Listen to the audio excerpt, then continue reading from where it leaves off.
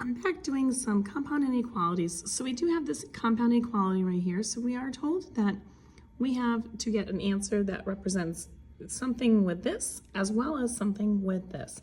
So we're going to start off by solving this inequality right here. Very straightforward one-step inequality. We're going to get that 8 out of there, subtract it on both sides, and we're going to get x is greater than or equal to 9 minus 8, which is 1. And then we also have to make sure that it also incorporates the answer from this. So this is dividing by 7, so we want to do the opposite of that, which is to multiply by 7. And we do that on that side. We got to do it over here. These are going to cancel each other out with leaving me with 1x.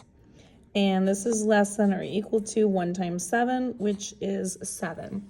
So we have these two separate things. So when we're looking at these, when you're looking at graphing inequalities, you want to make sure you're not really sure necessarily, maybe right off the bat, especially if you're new to this, what your answers are going to look like. So I always say to start above the line and just kind of look at what it is. Now this is a closed circle because it is equal to 1 and it can be greater than 1. So it's going to look like that. It's going to go like that forever and ever and ever.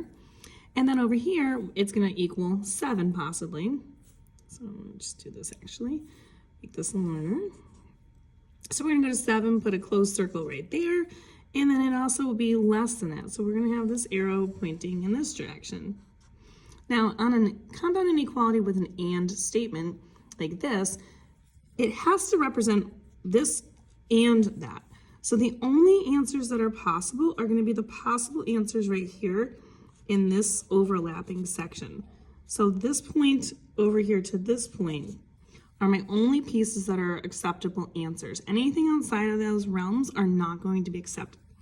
So my finalized answer on my number line should be that it's a closed circle at 1, a closed circle at 7, and then we connect those dots in between, and this is the only section that's on your graph right here. Now when I write this out, because it's an AND statement and it includes from 1 to this other one, we do a range starting with the lower number 1. They are both equal to, so we're going to put the x in the center, and then both of our signs are going to be pointing in this direction, and then we can combine it together so that it looks like this.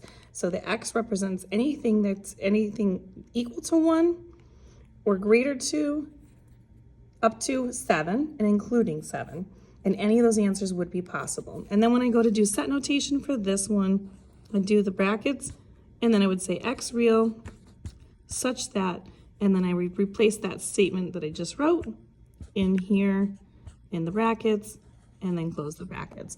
If you'd like more questions like this, you can find them on my YouTube channel, You Want Algebra. Check them out under the compound inequalities section.